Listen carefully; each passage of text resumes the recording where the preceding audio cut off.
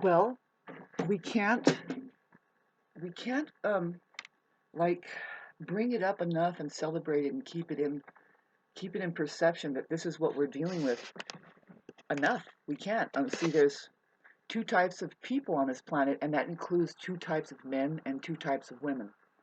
Now, this is your favorite subject matter of narcissism.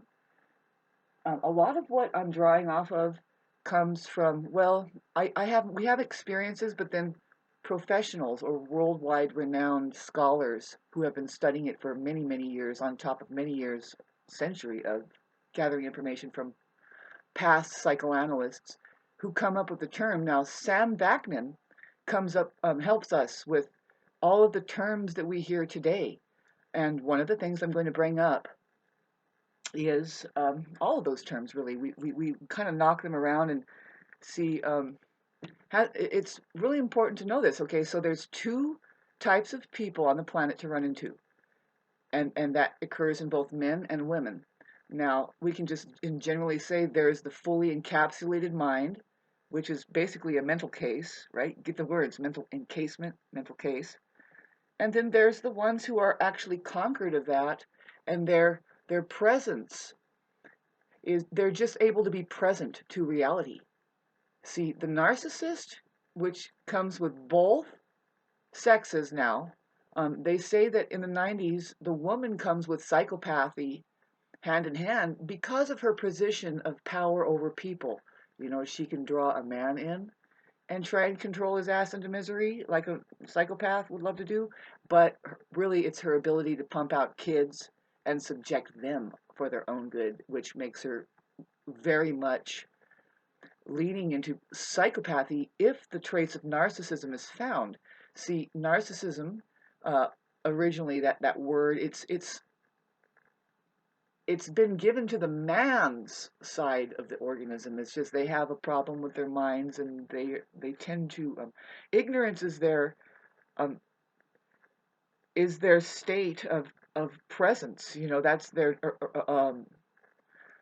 original state. It's ignorance, and so you know you have to be aware that these people aren't fully present, right, to reality. They're living in their heads. You're an object in their head instead of an object outside in reality. So anyway, I feel like I need to clarify all this because 80%, yes, of the population are struggling with this. They don't know the difference between reality and the mind. So the women, now this is a terminology that I didn't make up, but it's very much, yeah, you can understand it, are called dead women. So that's where I've been coining the term the dead women society. See, now this is very important to understand, see, because you know, if the women who are extra sensitive, see, they're the ones who can tell us, well, this isn't actually isn't safe, like environmentally, a lot of ways they can tell, well, this isn't safe because they have better sensitivity, right? And so these would be our leaders, you know, just like people that know how to heal things and keep things healthy. Well, those are the best examples of how to live. Those are our leaders. See, my question is, who is your leader? Now, the dead woman doesn't have a leader. Inside of her, she's not connected with her body, so she doesn't know how she feels. She's not a feeling person. So she's not reliable to be alive, not for a man. See, a man needs an alive woman to protect him from his mind. A man needs an alive woman to protect him from overworking, from poisoning the environment, from doing all of these things that he would do without a leader around him. But if he had a leader there, would be directed into not harming the environment, not harming themselves. See, this is very real. It's a real thing, that we lose our protectors. Which, if you look at it, it's just, yeah, it's obvious. It's women are naturally this way, especially when they become mothers. I mean, if you argue about it, and then but now look at them when they become mothers. They have to decide to get rid of their narcissist if they really want a safe situation for their children, and if they're alive, they will. if that person cannot become a decent presence. See, we're talking about men and women, or just basically the human organism that lacks the consciousness, um, the conscious awareness to be even a real presence on the planet. They are non-human, therefore. So, I can't stress it more that a society full of dead women, those women don't have a real leader, which is their body and how they feel. So then what? You have a fake leader society. Um, you can bet that even those women who are dead, they are looking up to men who are narcissists that will never, that don't really respect them, can't. The saying goes, a man's intelligence is brought up only to the level of the women that he is being present to. And that is that is very profound to think about, because intelligence isn't just limited to book read thing. In fact, that thing needs to be thrown out. True intelligence is when all of our faculties are turned on, our intuition is working. Our taste buds are very sensitive. We could probably taste arsenic and say, no, don't eat that. That's intelligence. That's being alert to your environment and registering, well, what is going on there? And then selflessly really registering the facts. That's just intelligence. The mind doesn't have intelligence, you see. The heart does, and the rest of the senses. The mind is numb. The mind doesn't really have any sense except for to be a memory bank. And then that's pretty much it. It doesn't even have awareness. So you have to be aware of the mind more than the mind is just there firing off. So you have to be able to say, well, no, that's just the mind. And the presence of reality dominates, which is always now. It's important to be present with reality and not the mind. See, a narcissist is present with their mind. And there's something called the cerebral narcissist. Now, this is the plague. We're talking about a plague that is in fact, it can infect people. If you've ever been talking with a narcissist, they kind of pull you on this level. If it's not that you're getting red flags about their conversation right in the beginning, you'll see it's like, oh, this person is not really, it just doesn't feel right. They're not reality oriented. So some of the things they say is just like, well, that wasn't the truth. That's not the truth. See, reality holds the truth. Reality is just a space to make people understand, so you can have this conversation, so you can really start looking at what the problem is. See, you don't even know what reality is, so we can't even have a real conversation. See, a narcissist will say, oh, reality is this, it's this, it's this and that. It sucks. It stinks. It's like, no, it doesn't. Things that suck and stink are found in reality.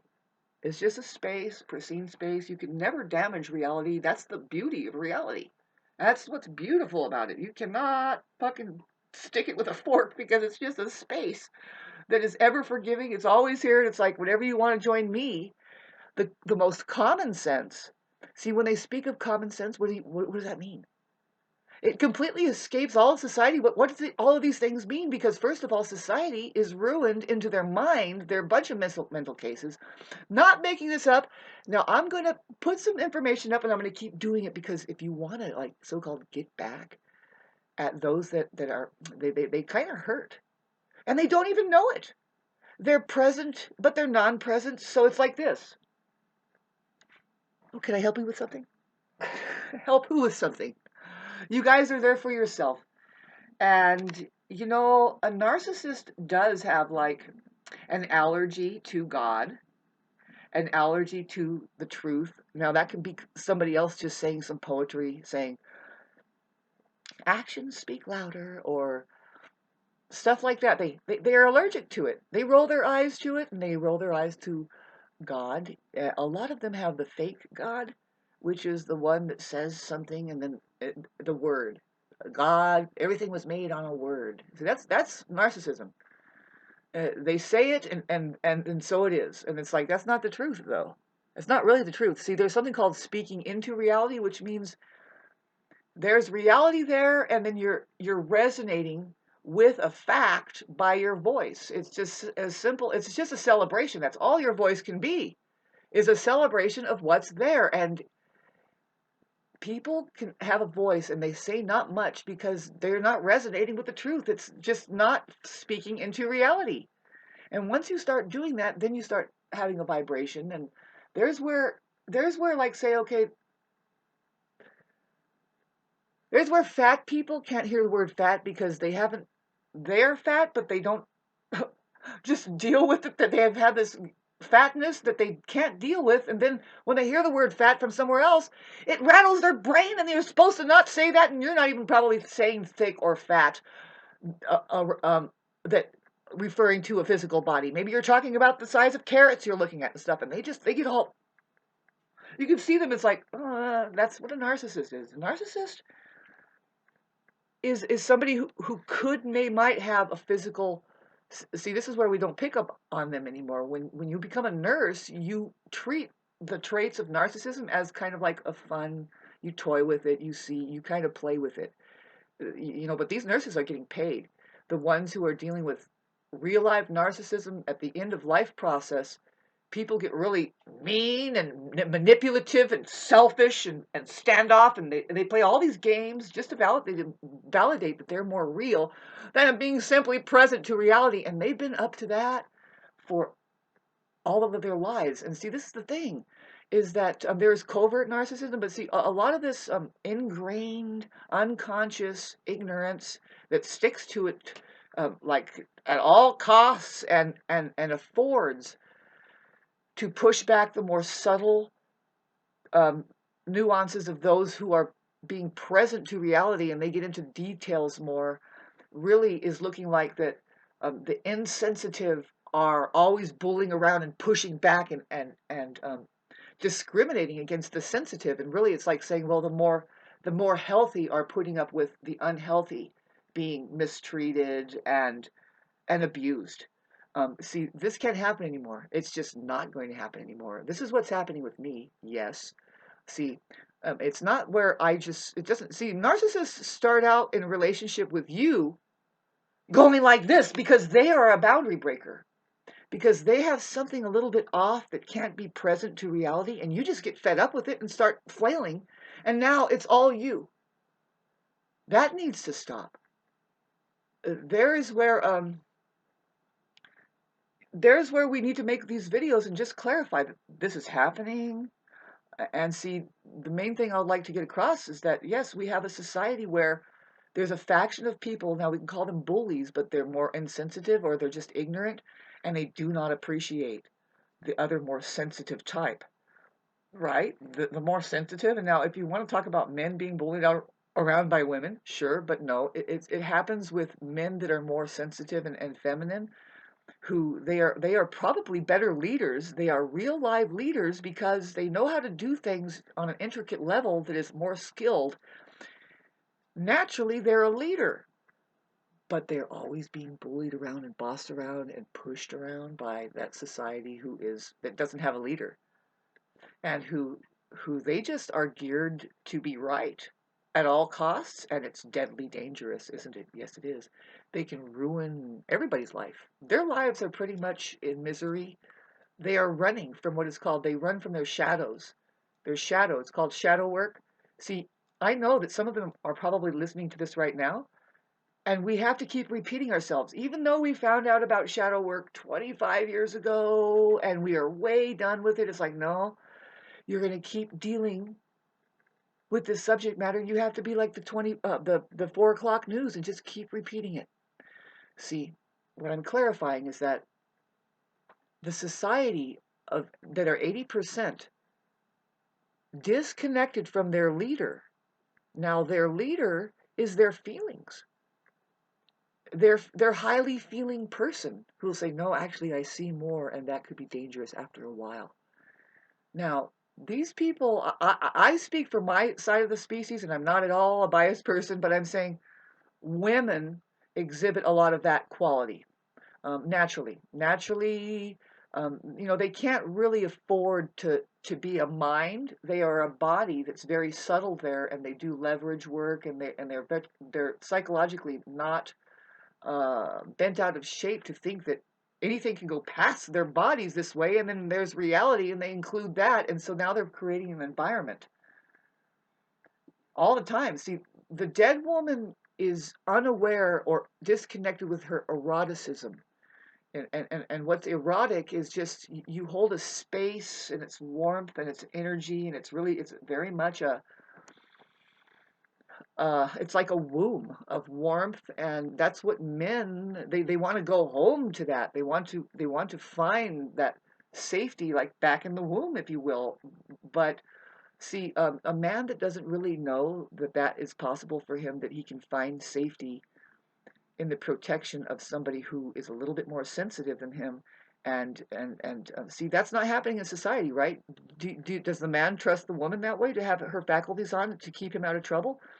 Is he um, is he surrendered enough to his own condition, that really wants an experience but doesn't know what it is, and it's really just, you want an experience of your body and get into reality, not your mind. You don't want to fantasize the whole time about how a life can happen for you if you just get a woman and this and that. It's like, it doesn't work that way, right? No.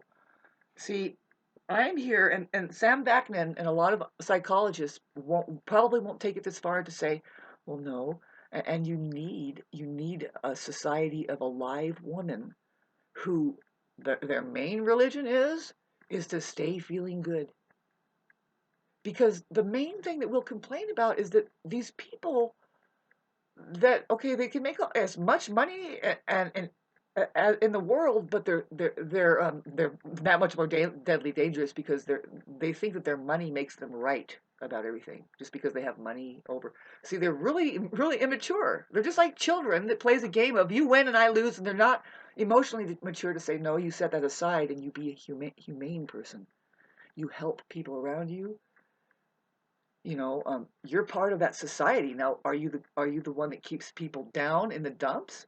Or are you the one that says, no, I protect not only myself from that and my man from that, but I'm protecting society from that, and we bring each other up because we're present with each other. I don't know a healthy woman, an alive woman, who will just wall people off and choose not to be present, especially somebody falls like right in front of them. They're going to respond. It's really, you'll see it with animals sometimes, where the female will start to reject their young, and there's something wrong, and it's disturbing. Same thing with women who are not alive, right? Well, unfortunately, it's a lot. It's the case. So if you look at it, there's two types of people on the planet. There's the dead woman, and then there's the narcissist. The dead woman becomes this personality who, just like, I guess he's called Echo. You can look at it. There's narcissist and Echo. And narcissist hears this echo and runs for it and says, "You," and she's just like, "You," and it's like it's a house of mirrors. He's like, "This is the true story. Look it up." Narcissist, and his counterpart is Echo. That's the woman he runs for, and all she is just like this mirroring, and there is nobody there. With both of them, there's nobody there. So he gets all pissed because he's arguing at this thing that starts arguing the exact same thing to him. And that's the way the story goes. They kind of just break up. And see, the thing is that you can see it all around you, that these people aren't breaking up when they find out that there's nobody there, really. They stick with each other, and then they go with these ideals that it's really painful. After a while, you're missing things. Your body is going to hell. You're most likely getting all and your experience as a body is diminishing. You're not having fun. The sensations are anxiety, because when the mind starts to dissipate and you get into reality, that's the main thing that happens to people, is anxiety. So then that's where a lot of people they get stuck on being anxiety. They have anxiety disorder. And it's like, well, they can't get past their mind. See, this is where meditation comes in. You need to go to meditation classes. You need to find people who are achieved as a meditator. See, now I'll end this with the fact is that, see, meditation is the only cure to the disease that is the mind. Meditation is the only cure. And there's this saying that says, well, and so, there are meditators and then there are sick people. Two types of people to find on this plane. They could be both men and women. There are meditators, people who go beyond mind into the reality of reality, and there are real presence there. There isn't anything worth it to them to knock back their presence, to be aware. See, awareness is paramount to them, that keeps them in their own intelligence level to even be a present, on this planet. It's funny because awareness and presence, it's the same thing.